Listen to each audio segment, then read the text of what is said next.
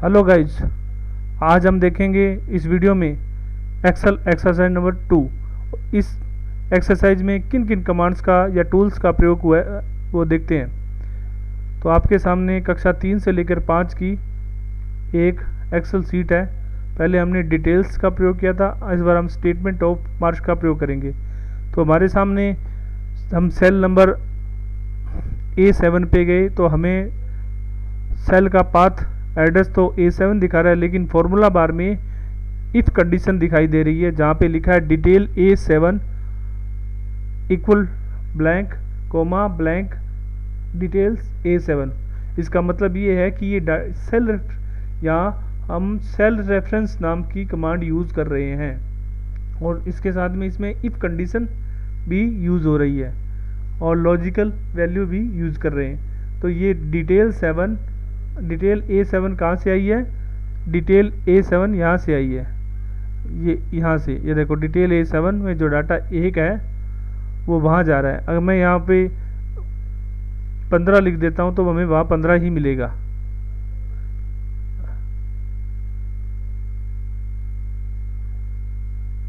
Detail A7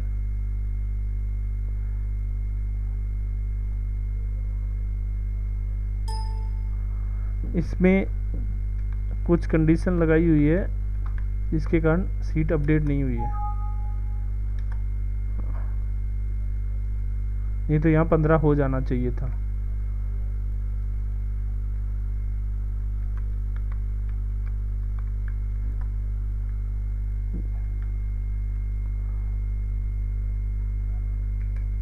ये देखो, क्योंकि ये सीट ऑटो प्रोडक्शन थी जिसके कारण यहाँ डाटा अपडेट नहीं हुआ था। क्योंकि ये ऐसे इसलिए किया जाता है कहीं, क्योंकि ये एक कैलकुलेशन सीट बनाई हुई है पूरी की पूरी, कहीं इसमें कोई गड़बड़ ना हो जाए, इसलिए इस सीट को ऑटो प्रोटेक्शन दिया जाता है। जो अभी मैंने पासवर्ड को ओपन करके इस सीट को ओपन किया तो ये सभी यहाँ सेल रेफरेंस का काम हो रहा है। सेल रेफरेंस कमांड यूज़ की गई है। तो ये सेल रेफरेंस की कमांड यूज की गई है और ये देखो DE7 कॉलम से डाटा यहाँ आ रहा है, यानी कि पिछली सीट से डाटा को यहाँ पे लिंक करवाया गया है। अगर वहाँ अपडेट करेंगे तो यहाँ भी अपडेट होगा। ओके, इसी तरह आगे चलते जाएंगे और यहाँ हमने देखा कि कुछ कॉलम्स हाइड हैं। क्या है? हाइड हैं कुछ कॉलम। तो ये देखो इसमें फंक्शन लगे हुए हैं, फॉर्मूले लगे हुए हैं। देखो डाटा वहाँ से आ रहा है, यहाँ कैलकुलेट की कमांड लगा दी गई है। ये देखो इसमें लिखा है, इसमें इस बार नया फंक्शन आया है एंड फंक्शन, जिसमें ये कहा गया है कि दोनों एंड फंक्शन का मतलब ये होता है कि दोनों कंडीशन अगर सही है तो ही आगे डाटा सही होगा, अदरवाइज नहीं होगा।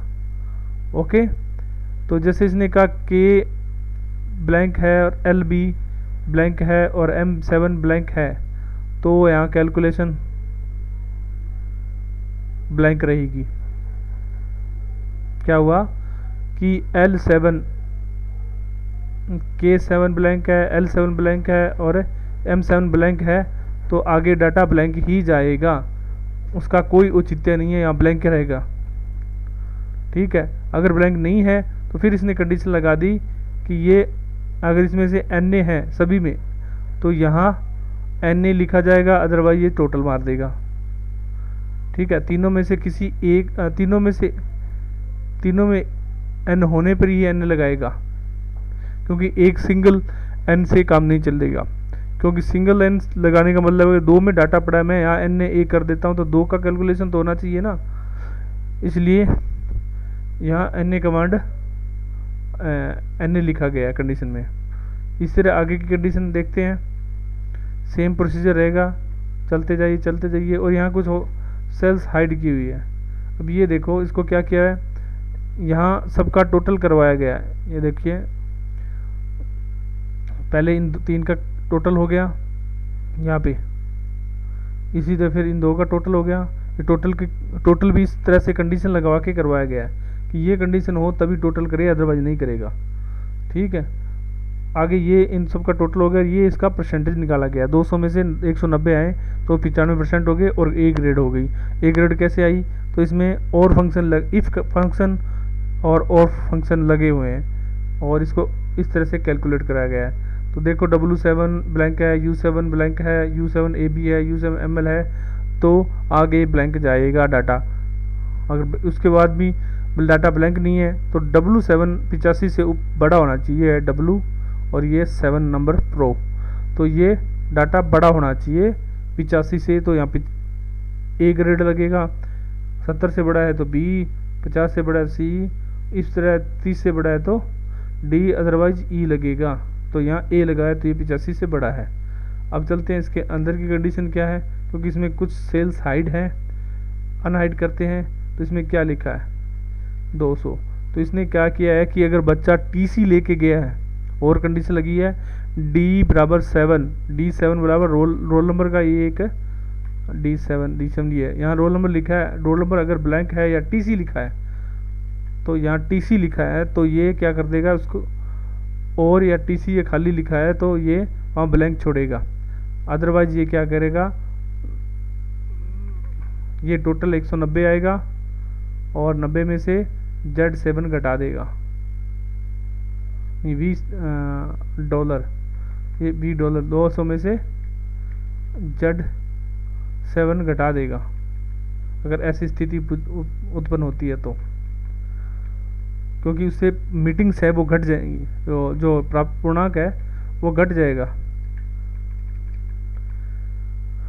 अब इसमें ये आगे और दे रखा है कि काउंट इफ फंक्शन का यूज फिर हो गया। यहाँ पे काउंट करे के से लेके एल तक कितने एन हैं, यानी कितनी परीक्षाएं नहीं दी है बच्चे ने, या नोट अप्लीकेबल परीक्षाएं नहीं दे सकता। तो इस हिसाब से उसके क्या हुआ कि 5 नंबर कम अंक कम हो जाएंगे,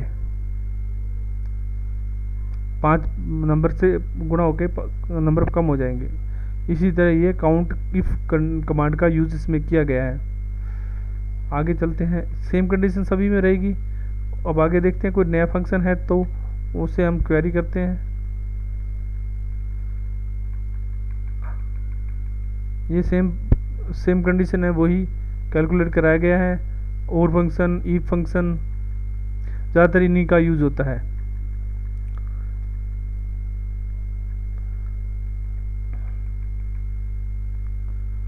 अब यहाँ पे पीछे सीट से मीटिंग्स अटेंडेंस आ जाएगी और फिर इनका कैलकुलेशन करवा दिया गया है कि ये अटेंडेंस का परसेंटेज, वो तो आपको पता ही है कि मीटिंग में ये अटेंडेंस बटे में मीटिंग होती है और इसको इंटू 100 से गुणा करें तो परसेंटेज निकल जाता है।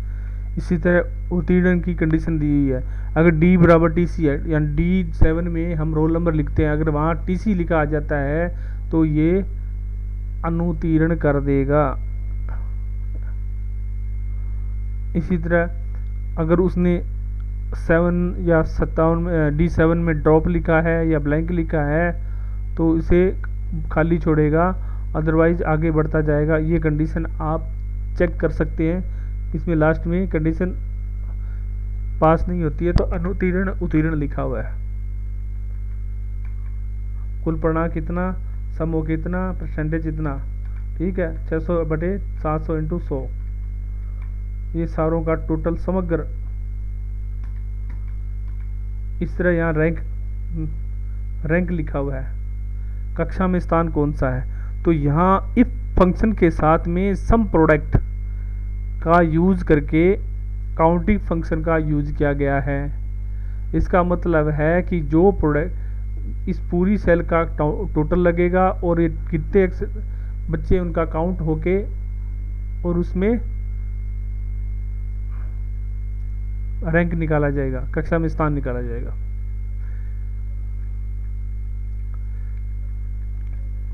अब ये देखो यहाँ पे, अब ये क्या है, ये कैलकुलेट होके नीचे से आए। देखो यहाँ जितने भी बच्चों ने पेपर दिया है जैसे इस बच्चे ने पेपर दिया है तो यहाँ नीचे कैलकुलेट हो गया, टोटल लगे होगा, काउंट इफ फंक्शन लगा होगा ये यहाँ पे, वो सम टोटल, हाँ टोटल लगा है कि कितनों ने, क्योंकि बाकी सेल ब्लैंक रहेगी ना, जिस पे लिखा आएगा वो काउंट हो जाएगी। इसी तरह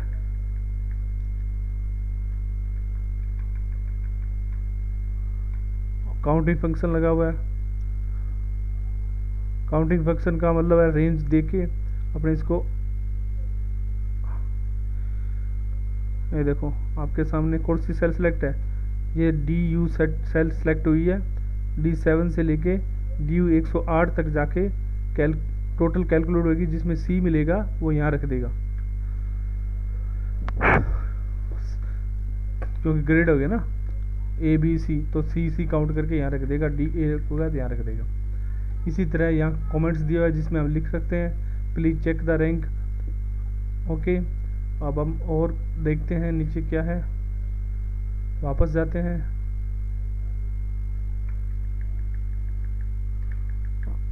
यहाँ क्या कैलकुलेट कराया गया है, यहाँ ये देखो, यहाँ काउंटा फंक्शन का योग, काउंटा और काउंट ब्लैंक फंक्शन का और काउंटिंग फंक्शन का प्रयोग किया गया है। काउंटा टोटल काउंटा का काउंट कर दे बच्चे कितने हैं, काउंट ब्लैंक कर दे कितने हैं, तो क्या जो ये क्या कि पूरी सेल को सिलेक्ट करेगा और उसके काउंट करेगा, तो टोटल से 100 हो गई, ब्लैंक कितनी मिली उसको 99 मिली, तो बच्चे कितना आया 1। उसके बाद में काउंटिंग फंक्शन TC है तो उसको घटा दे, क्योंकि वो भी 100 में से माइनस होगा, क्योंकि बच्चा एक्टिव बच्चा नहीं है वो।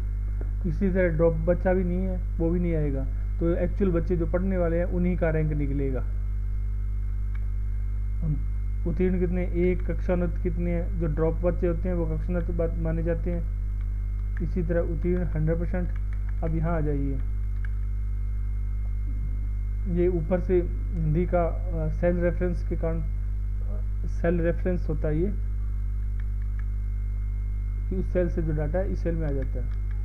अब इसमें भी काउंटा फंक्शन काउंटिंग फंक्शन का प्रयोग करके ये कैलकुलेशन कराई गई है। ये उधर से कैलकुलेशन होके आ रहा है डाटा, इधर से यहाँ पे हमने लास्ट में इसकी समरी थी, इस ये वाली समरी है, इस समरी से नीचे से डाटा उठा के आगे उधर लेके जा रहा है, वो मैंने आपको बता ही दिया।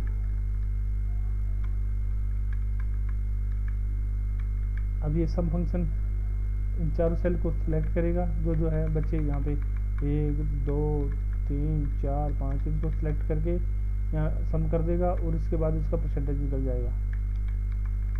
और आज की इस रिपोर्ट में इतना ही, बाकी इसमें कुछ बताया नहीं गया है। अगली वाली टेस्ट रिपोर्ट में देखते हैं। टेस्ट बोर्ड में वही उस सीट से डाटा उठा के, इसमें कुछ नहीं है, इसमें कोई नया फंक्शन नहीं है, इसमें सेल रेफरेंस का काम हो रहा है, या पेस्ट लिंक भी बोल सकते हैं जिसे, कि पीछे डाटा अपडेट होता है, इसी तरह यहाँ भी डाटा उसका अपडेट होता रहेगा। अब ये आपके सामने सीटें हैं।